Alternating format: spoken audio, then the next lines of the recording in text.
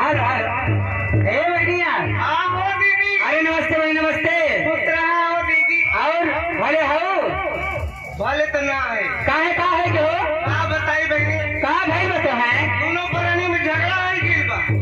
ये तो झगड़ा हल्ला हो जात रहा हो। ना ना हाँ। वो झगड़ा हो तो कोनो बात ना मना ले। लेकिन का बताई बहुत शर्म वाली बात बा जब दोनों प्राणी में झगड़ा बोल चाल ना बा। काहे काहे भाई हो? एक मतलब बताओ पड़े तो। बताइबू तबे जान पाए कहीं। अच्छा अच्छा। हाँ कैसे? नमस्ते। नमस्ते नमस्ते बेटा को चुम्मा प्यार। बहुत याद दुकान पे तो का बा। ये वाली दुकान ना है वो। हाँ, अरे हम कहना बन से बतिया थे तब हम बाजिए बतिया ले। हम सोचन बनी अकल दुखा तू से बता दे बहनी। अच्छा बोल चाल ना बा। ना बा हो। और बाकी रोज मुलाकात हो जाती है। ना ना वही तो वो है बता ना हो। अरे बता पानी ना। हमारी पिया बंद है। ए सैया ए तेजिया तू ते बादे सैया लिखिया आई कइले। यही बात सोच आई ना हम जानत है कोनो बात दोसर बा। ए तेजिया तू ते बादे सैया लिखिया आई कइले। हम ते कहाई कइले।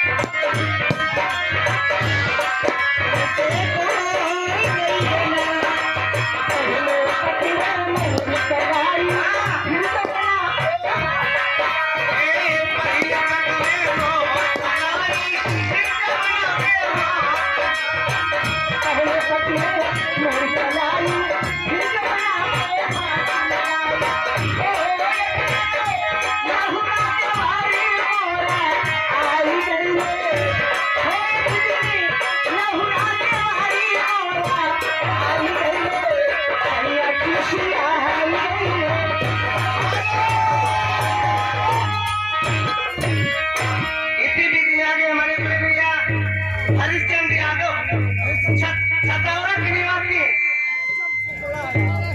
हरिश्चंद्र शुक्ला, समझ जाओगी, हरिश्चंद्र शुक्ला भैया छतौरा के निवासी, उनकी तरफ से 21 रुपए का पुरस्कार इसी गीत पर। अच्छा अच्छा इतना बड़ा